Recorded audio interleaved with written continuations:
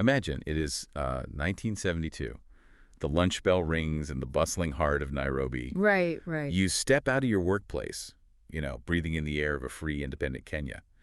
But instead of walking into a cafe to actually enjoy the fruits of that freedom, you walk down to Uhuru Park. Wow, okay. Yeah, you lie down under a tree, close your eyes, and just pretend to sleep. And you do this because you literally cannot afford a meal. That is just, yeah. You window shop to pass the hour, waiting for the end of the month just to taste meat. I mean, that was a reality captured by the musician Gabriel Omolo in his hit song, Lunchtime. It's a powerful image for sure. It really is.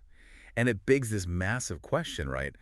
If this was freedom, who actually got free? Welcome to the Kenya Wananotam Movement KWMHAM podcast. That's such a profound question to start with, because we usually expect history to be, sequential. First, you have the struggle, then the victory, and then the reward. Right, the happy ending. Exactly. But post-colonial Kenya, well, it completely shattered that blueprint. Which is exactly why we are not doing some surface-level summary today. We are doing a massive deep dive into a huge stack of sources you, the listener, actually provided us. Yeah, we have historical documents, academic journals, political histories, cultural critiques. It's a lot. It is a lot. And our mission here is to unpack the untold history of Kenya's liberation, the post-colonial betrayal over land, and the courageous voices who fought for the forgotten masses. And, we really have to emphasize the power of this platform before we get into it. This platform is not a news site. It's a people's record. Right. Every comment, every truth written here forms a trail that no spin doctor can erase. When you post, you're not just reacting. You're documenting Kenya as it is. History isn't written in offices anymore. It's written here by you. I love that. And to everyone listening, I mean, many Kenyans think change begins in Nairobi. Wrong. It begins where you live. Whether you are in Turkana, Maikweni, Kisumu, or Nyeri. When citizens share what happens locally, patterns appear. The same tricks, the same hands. That's how accountability begins. Not with titles, but with ordinary people refusing to be fooled twice. So true. We want your stories. What is happening or what's not? Who is doing something right? Who keeps promising and vanishing? Tell it as it is. No filters. No spin. Your words can wake up the next person to act. That is how a movement grows, one honest post at a time. I should probably add a quick note on the nature of the sources before we plunge in, though. Oh, yeah, good point. We are examining some highly charged political ideologies today. We're talking everything from conservative pro-Western capitalism to radical left-wing socialism. Right. Both ends of the spectrum. Exactly. And just to be clear, we are not endorsing any specific political side here. Yeah. Our role is just to impartially report the historical viewpoints exactly as they exist in the source material. We're just letting the mechanics of the past speak for themselves. Okay, let's unpack this. Let's start with the literal ground zero of this entire history, which is land. Always comes back to land. It always does. The sources spent a lot of time contrasting pre-colonial land management with the actual colonial conquest. So I'm looking at the Kaggia system here, and it mentions something called the Umbari. How did this actually function on a, day-to-day basis? So to understand the Umbari, you really have to strip away the whole Western concept of a title deed. Land just wasn't a commodity you could flip for a profit, right? It was an intergenerational identity. The Umbari was basically a family group, sometimes spanning hundreds of people, all descending from one founder, and the physical land that belonged to them was called the Githaka. But they didn't own it like you own a smartphone or a car. Okay, but if nobody owned it, how did they stop people from just, fighting over the best plots right next to the river? Well, through an incredibly sophisticated system of mutual obligation, they had a Muramati who was essentially the clan head, but the Muramati was a trustee, not a landlord. Okay, so more of a manager. Exactly. His job was to manage the distribution of the Githaka. So if a family within the Mumbari grew, he ensured they had space. And more importantly, if there was unused land, the Muramati could allocate it to Ahoy. Ahoy meaning like tenants. Sort of, yeah, but the word tenant implies paying rent with cash. The Ahoy were newcomers, maybe people displaced by a famine, or maybe they were just seeking new alliances. Oh, I see. Right, so they were granted the right to use the land in exchange for loyalty, labor, and just, integration into the wider community. So it's like, okay, think of the Muramati as a community trust manager. The right of control, which the Muramati had, was completely separated from the right of use, which the Ahoy had. Yes, exactly. That is brilliant, actually. It ensures the land is always productive and community bonds are constantly reinforced. It is brilliant. What's fascinating here is, well, imagine you are part of this system. It has sustained your ancestors for literally centuries. Then the British arrive. Yeah, here we go. They look at this complex, fluid ecosystem of mutual rights, and they don't see a highly functioning society. They just see unoccupied land. Let me guess, they use some kind of legal gymnastics to justify taking it. Oh, very precise legal gymnastics. The colonial government instituted the 1902 Crown Lands Ordinance and then later the Land Titles Ordinance of 1908. And what did those do exactly? Well, here is the mechanism of how they essentially stole the country. The British simply declared that all land without a registered paper claim belonged to the Crown. But Africans didn't have paper claims. They had the Murang'a system. Exactly, which the British courts deliberately refused to recognize as legitimate ownership. Wow. So literally with the stroke of a pen in some Nairobi office, millions of Kenyans were legally transformed into squatters on their own ancestral land. That is wild. A settler could just walk up, point a gun, show a piece of paper, and force the Ahoy and the Murang'a alike to work as indentured laborers on that very land just to survive. I mean, the psychological violence, that is just staggering. But the sources do point out that this brute force eventually sparked the Mau Mau Rebellion, right? Yes, absolutely. And when the British realized they were actually losing the military war in the forests, they shifted tactics. They introduced something called the Swinnerton Plan in the 1950s. What was the mechanism there? The Swinnerton Plan was pure weaponized capitalism. The colonial administration realized that poor, landless people have absolutely nothing to lose. Which makes them excellent revolutionaries. Exactly. So to stop the Mau Mau, the British decided to manufacture an African middle class. They started issuing individual private land titles to a very select group of loyalist Africans. Hold on. So they stole the land communally and then tried to sell it back individually to divide the population. Yes, that is exactly what they did. They deliberately created a buffer class of propertied Africans. That is so cynical. It was. The logic was basically, if an African man now has a paper title to a valuable farm, he is going to defend that paper title against the radical Mau fighters who want to tear down the whole system. It was a counterinsurgency strategy, just disguised as agricultural reform. And it planted a massive generational time bomb. I mean, you were splitting villages into those who profited by collaborating with the colonial regime and those who were forced into the forests to fight them. Right, the divide and conquer strategy. Which naturally brings us to the people actually doing the fighting. Now, we've all heard of the Kapenguria Six from history class, but the sources focus really heavily on one specific figure, Bildad Kaggia.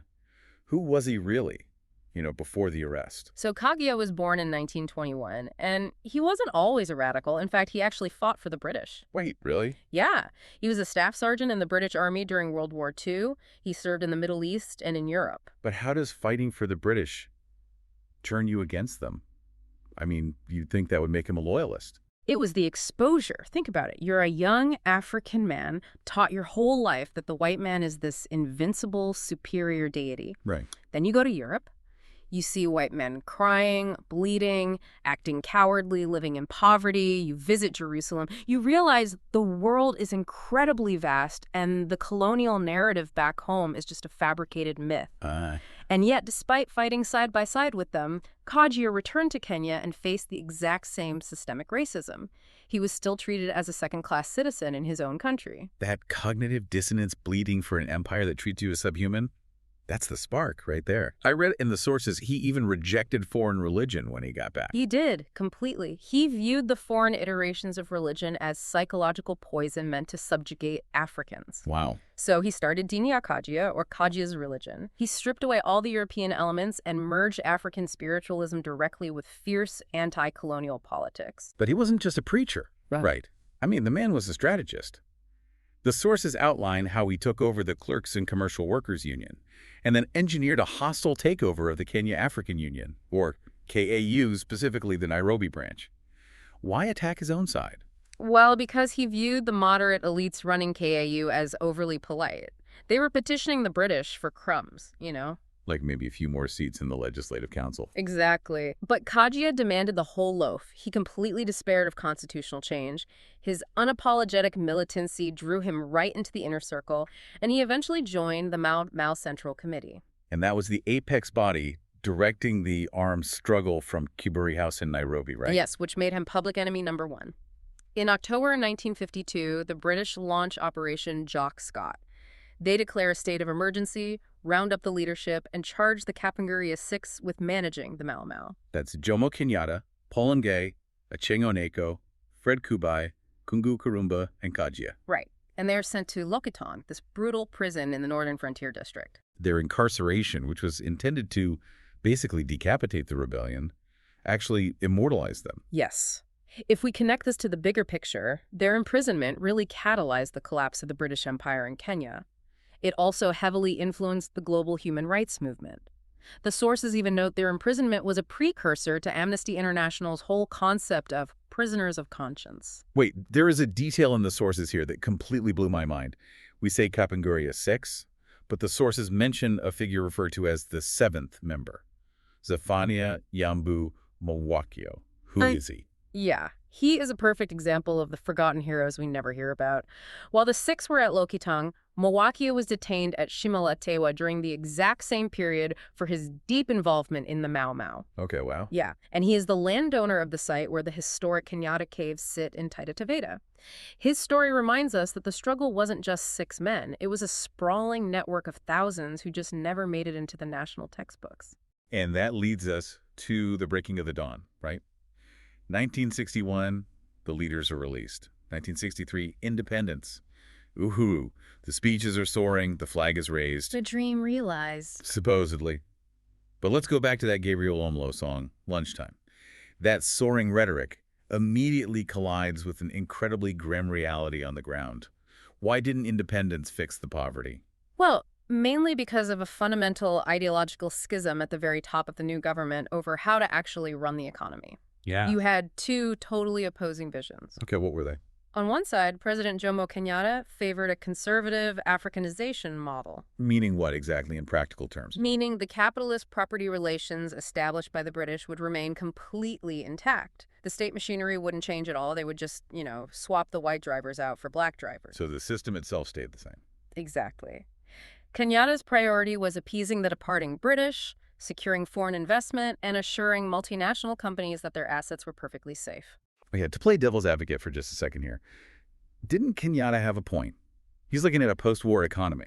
If he suddenly dismantled the entire capitalist farming structure, wouldn't foreign capital have just fled, causing the new country to instantly collapse? Yeah, that was certainly the pragmatic argument made by his camp. But Kaggia, along with Jaramogi Oginga Odinga and Pio Gama Pinto, saw it as a profound betrayal. They favored a socialist model. They did. Their counterargument was basically, what is the point of a stable economy if the millions of ordinary Kenyans who literally bled for freedom are still landless squatters? They demanded a massive redistribution of wealth, specifically returning the stolen white highlands to the poor and the Mau Mau veterans. Here's where it gets really interesting. This clash crystallizes around one specific policy: willing buyer, willing seller. On paper, to a Western economist, that sounds perfectly fair, a free market transaction. Why was Kaggia so furious about this? Well, think about the mechanism of this policy in context. Imagine a massive corporation illegally executes a violent, hostile takeover of your family's small business. Okay. They use physical force, forge the documents, and throw you out on the street. 50 years later, a court finally admits it was illegal. But instead of just giving your business back, the judge tells you, good news, you are now free to buy your company back from the corporation at current market value. That's insane. I'm bankrupt because they stole my business in the first place. How am I supposed to be a willing buyer? Precisely. Kaggia vehemently argued that Africans should not have to use their meager wages to buy back land that was stolen at gunpoint. It makes total sense. But the heartbreaking outcome was totally predictable.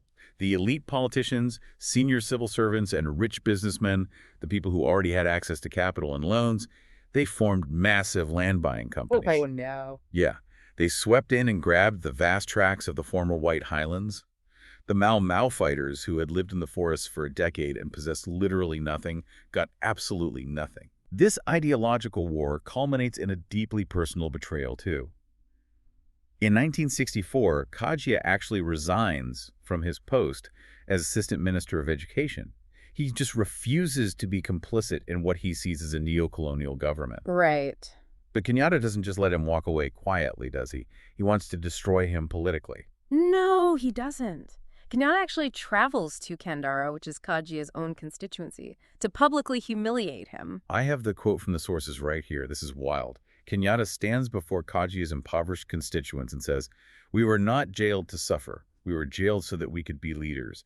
Kaggia, what have you done for yourself? We were together with Paul Ngei in jail. He has planted a lot of coffee. We were together with Karumba. He is running his own business. Kaggia, what have you done for yourself?" I mean, it is arguably one of the most consequential speeches in Kenyan history. It really is. Kenyatta is explicitly, publicly equating political leadership with personal wealth accumulation. He is literally mocking a man for not being corrupt. The audacity is just chilling. The President of the Republic is essentially broadcasting a new national ethos. Public office is for personal eating. It normalizes using state power for self-enrichment. It established what political scientists often call the gatekeeper state. But Kaggia's retort a few days later was equally defining. What do you say? He replied, "I was not elected to parliament to obtain a large farm, a big house, or a transport business. My constituents sleep in mud houses, they have no stambas and have no businesses, so I am not ashamed to be identified with them." Wow. He chose integrity over wealth. But the political machine was just a juggernaut. It crushed anyone who stood in its way. And this dynamic is what led another prominent figure, J.M. Kariuki, to famously declare that Kenya had become a nation of 10 millionaires and 10 million beggars. Yeah, and Kariuki was himself a wealthy man. But he recognized that building a nation on massive structural inequality was just a recipe for eventual disaster. And his outspokenness eventually cost him his life in an unresolved assassination in 1975. This is incredibly heavy history. But understanding these mechanisms, how the rules were rigged from day one, is really the only way we can ever hope to change this system. Which is why I want to pause here and speak directly to you, the listener. Yeah, this is so important. If this history teaches us anything, it's that your voice matters. It's a weapon. The struggle for a just Kenya didn't end in the 1960s. It is an ongoing story, and you are an active participant in it right now. So go to www.wantamnotam.com right now and create your account. Join the Kenya Wantam Notam movement, KWM. Absolutely. All 47 counties are listed there. Identify your county and start posting. Share your ideas that can help change your village, your city, and your nation. Don't wait for someone in Nairobi to fix things. It starts with you. And while you're at it, also go to our YouTube page and download the free ebooks, specifically the Forgotten Heroes series. Yes, highly recommend those. You really need to understand the minds of leaders like Bildad Kaggia to make sense of today. And let's connect on Facebook for more discussions. The link is facebook.com/Kenyampiatugapamoja. So diving back in, engaging with these resources is vital because as we move into the next phase of the sources, we see the terrifying mechanics of what a state does when it shuts down open political space, right? Yeah, it gets really dark. Following Kaggia's marginalization, he teams up with Jaramogi Oginga Odinga, and in 1966, they form the Kenya People's Union, the KPU. This was the socialist alternative to the ruling party, KNU. It was meant to be the political home for the workers, the landless, and basically everyone disillusioned by the willing buyer policy. And the state recognized it immediately as an existential threat. They didn't just debate the KPU, they weaponized the law against them. Oh, so? They amended the Constitution specifically to force all the MPs who defected to KPU to seek re-election in what became known as the Little General Election. Let me get this straight. The government changed the national constitution purely to trigger an election they could rig against their opponents. Yes, that's exactly what they did. And it went far beyond just legal maneuvers. Yeah. The state-controlled broadcaster, Voice of Kenya, imposed a total media blackout. Wow. If you were KPU, you just didn't exist on the radio. They seized the passports of KPU members so they couldn't travel internationally to raise awareness. Employers were heavily pressured by the state to fire any KPU supporters. It was death by 1,000 bureaucratic cuts. And it ultimately culminates in physical violence. Following unrest in Kisumu in 1969, the government bans the KPU entirely and detains its leaders, including Odinga. Kenya effectively becomes a de facto one-party state. Right. And this authoritarian playbook transitions seamlessly into the era of Daniel Arap Moi after Kenyatta's death in 1978. We also have to acknowledge the absolute chilling effect of the political assassinations during this time, like Pio Gama Pinto in 65, Tom Mboya in 69, and J.M. Kariuki in 75. Which leaves the citizenry in an impossible position. This raises an important question. How do you fight a dictatorship when forming a political party gets you jailed without trial and speaking at a rally gets you assassinated? The resistance goes underground. I found this section of the sources fascinating because it draws a direct, unbroken line between the anti-colonial press of the 1940s and the post-colonial underground press of the 1980s. It's a really incredible parallel. Yeah. During colonial times, you had figures like Gakaro Wanjao and progressive Asian publishers like Patel and Vidyarthi who risked their lives to print Satyam Wafrika just to circumvent British censorship. Decades later, a new generation had to use the exact same clandestine printing presses, but against an African government. Exactly. We mentioned earlier that some radicals formed a workers' party. Well, that group evolved into the December 12 movement, or DTM. Their core realization was that theoretical Marxist debates in university halls wouldn't change anything. They had to reach the masses. And one of the most effective and dangerous ways they did this was through cultural theater. You're talking about Ngugi wa Thiong'o's play, Ngahiko Indinda, which translates to I Will Marry When I Want. Why was a play considered a threat to national security? Because of how and where it was performed. They didn't stage it at the National Theatre in Nairobi for a bunch of university professors. They staged it in Kamirathu, which is an open-air theater in a village. Oh, wow. And they used ordinary peasants and factory workers as the actual actors. The play depicted the ongoing daily exploitation of the poor by wealthy, corrupt, post-colonial elites, and it was performed in the local language. So it was consciousness raising in real time. You're sitting there watching your own life, your own poverty, being explained not as bad luck, but as a systemic robbery by the politicians currently in power. The Moi regime recognized the danger of that instantly. They banned the play, detained Ngugi wa Thiong'o without trial in a maximum security prison, and eventually forced him into exile. But you cannot detain an idea. No, you can't. This sets the stage for the explosion of underground literature in the 1980s. The sources highlight publications with these incredible names. Pambana, which means struggle, Chesh, meaning spark, and Mpatanishi, the arbiter. Why didn't they just write op-eds in the Daily Nation? Because the mainstream foreign-owned press was heavily compromised. They were seen as liberal, cautious, and ultimately accommodating to the status quo. To criticize the president directly in a mainstream paper was just unthinkable. So they bypassed them entirely. Exactly. These Marxist-Leninist papers bypassed the system. They were printed in secret, often at night in basements, and distributed clandestinely. They would literally drop them in Matatis or slip them under doors at dawn, and they pulled no punches. They exposed high-level corruption, criticized the presence of foreign military bases, and explicitly demanded an end to the dictatorship. This era gives birth to Mo Kenya, a massive underground movement. Murang'a Kenya wasn't just complaining, right? They had a draft minimum program. They were demanding tangible structural changes. Social justice, functional public transport, living wages. Tangible things that actually affect daily life. Yes. They viewed themselves as the true ideological inheritors of the Mau Mau, forced back into the metaphorical forests to fight a new set of oppressors. And the state's response was barbaric. This is the era of the infamous Nyo House torture chambers. Imagine being picked up off the street by special branch officers, taken to a waterlogged basement cell, and tortured for weeks simply because someone accused you of possessing a single Mo Kenya pamphlet. The printed word was literally treason. It was. It was a very dark time. But we also have to remember that national politics is rarely experienced strictly at the national level. To the ordinary citizen, the grand ideological battles between Kaggia and Kenyatta, or Mo Kenya and Moi, are felt most acutely in their own backyard. So what does this all mean for the local voter? Politics is always local, and the sources offer an incredible deep dive into Gem constituency in Saya County. It functions as a perfect, tragic microcosm of how national patronage, tribalism, and class warfare infect local villages. Let's walk through this timeline because the mechanics of it are wild. Okay, so it starts in 1961, just before independence. You have a prominent leader, Bini Apollo Ohonga, but he actually steps down from contesting the local seat because he's terrified of the simmering clan tussles. Wow, he just steps down. Yeah, and this vacuum allows Arguing's Kodhek to win. Now, Kodhek is a national legend. He was the first African lawyer in Kenya, famous for defending Mau fighters in British courts. But the national tragedy immediately alters the local landscape.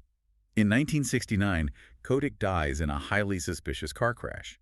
And then a few months later, the iconic Tom Mboya is assassinated in Nairobi. Right. The entire Luo community is deeply traumatized and aggrieved, Yeah. and they swing massively toward Odinga's newly formed opposition party, the KPU. Consequently, in Jem, a man named Wasanga Sijeyo rides that wave of anger and wins the seat on a KPU ticket. But his victory lasts barely any time. What happened? When Kenyatta's government bans the KPU nationally, they swoop into Jem and detain Sijeyo without trial. See, this is what I mean by mechanics. The national state doesn't like the local vote, so they literally amputate the local leadership. Sijeyo is locked away, and the constituency becomes an absolute battleground. It perfectly mirrors the national divide between those connected to state power and those marginalized by it. Definitely. Look at the vicious rivalry in 1979 and 1984 between Otieno Ambala and Horace Ongili. Oh, this part was intense. Extremely. Ambala was a wealthy man, but he was viewed by some local clans as an outsider or an immigrant to the area. But, and this is crucial, he had the backing of massive national figures, including Vice President Mwai Kibaki.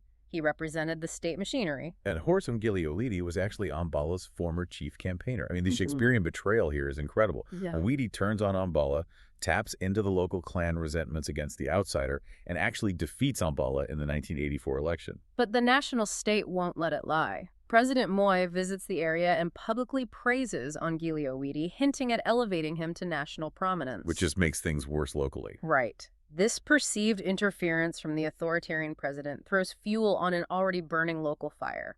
The tensions hit an absolute boiling point. And it ends in horror. In May 1985, Horace Ongili is brutally assassinated. His body is found in a maize plantation. And in a twist so dark you couldn't write it in a movie, Otieno Ambala, who was immediately arrested in connection with his rival's murder, dies of an alleged heart attack in Kodiaga prison on the exact day of Ongili's burial. It is a devastating story. And if you fast forward to the modern era, you see figures like Chikoyo Midiwo dominating the seat from 2007 to 2013 by riding the ODM party wave until his major showdown in 2017 with Elisha Odhiambo.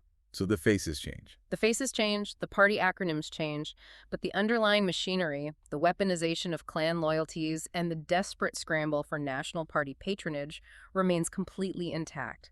Jem proves that the legacy of colonial boundaries and post-colonial patronage directly fuels modern local rivalries. It's a national disease manifesting as a local symptom, which forces us to look at the attempt to finally cure that disease. We have to jump to 2007 and 2008. Yeah, a critical turning point. The unresolved powder keg of land injustice, engineered poverty, and deeply ethnicized politics finally exploded. The post-election violence? The statistics are just a scar on the national conscience. Over 1,100 Kenyans dead and 600,000 completely displaced from their homes, living in IDP camps in their own country. It was the breaking point. The violence was horrifying, but it ripped the veil off the illusion. It forced the entire nation and the international community to finally confront the fact that the foundations laid in 1963 by the willing buyer, willing seller crowd were fundamentally rotten. And this existential crisis led directly to the drafting and passing of the 2010 Constitution. Exactly. And on paper, it is arguably one of the most progressive constitutions on the planet. Because it actually tried to address the original sin of the land grabs. For the first time, it constitutionally recognized the ancestral lands of pastoralist communities, like the Rendille, the Turkana, and the Maasai. Yes. It wasn't just government land to be sold off to a foreign hotel chain anymore. It was legally recognized as community land. And most crucially, it established the National Land Commission, the NLC. Okay, what was the mechanism there? What was the NLC actually supposed to do? The NLC was given a sweeping, monumental mandate. They were supposed to manage public land, monitor land use, and most importantly, formally investigate historical land injustices and recommend reparations. So basically Kaggia's dream. Yes. It was, in theory, the institutional realization of Bildad Kaggia's lifelong demands. But I have to ask, did the NLC actually fix it? Did the people get their land back? The reality, which is extensively documented in our sources, is starkly different from the constitutional ideal. The NLC has faced a relentless, suffocating campaign of political interference. Yeah, actually. It is chronically underfunded. And whenever it attempts to investigate the truly massive historical injustices, like the huge tracts in the Rift Valley or the coast, it hits an impenetrable brick wall of powerful elites, political dynasties, and corporate interests. The ones who have spent half a century legally laundering illegally acquired land. Exactly. It's the gatekeeper state protecting its own vault. We are still seeing modern iterations of the exact same crimes. Public land in Dagoretti meant for schools being quietly allocated to private developers. The endless, catastrophic encroachment into the Mau Forest complex, which literally threatens the country's actual water supply for the sake of political logging contracts. And we cannot forget the explosive 2004 Ndungu report. Oh, tell me about that. The Ndungu report was political dynamite. It was a formal commission that painstakingly documented and implicated the absolute highest levels of the previous governments. Like who? We're talking former presidents, senior civil servants, military officers, implicated in rampant illegal public land allocations. It named names. Wow. But implementing its recommendations to revoke those titles has been an almost impossible uphill battle against deeply entrenched wealthy interests who control the levers of the justice system. It brings everything full circle, doesn't it? Yeah. It makes you reflect deeply on Bildad Kaggia. He warned the country in 1964. He walked away from ministerial power, from the cars and the salary, because he saw the precise mechanics of where the willing buyer, willing seller policy would lead. He saw it all coming. And here we are, decades later, and the tension between elite private property acquired through dubious means and the basic survival rights of communities remains the absolute defining issue of Kenya. Kaggia understood something that many politicians still don't. True liberation requires systemic transformation, not just changing the personnel at the top. Right. The structural issues he fought against, crippling inequality, systemic corruption, the commodification of justice, are the exact same issues driving the protests and political movements led by the youth in Kenya today. I want you, the listener, to use your imagination for a moment.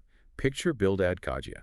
Here is a man who fought in World War II, led the Mau Mau, went to maximum security prison for his country, and yet lived his final days operating a modest, dusty posho mill in Jericho.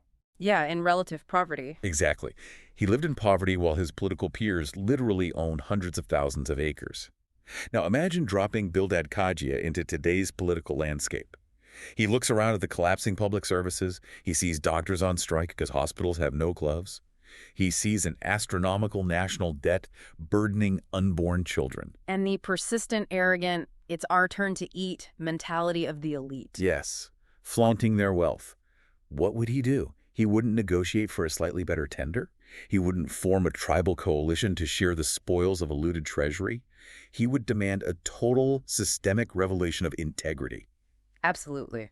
I honestly think he might look at today's grassroots tribeless youth movements, the Gen Z movements taking to the streets with nothing but their phones and their courage, and see them as the true, long-awaited inheritors of the Mau Mau spirit, because they are the ones demanding a nation that serves its people, not its leaders. That is a very powerful way to look at it. And this is exactly why your voice matters.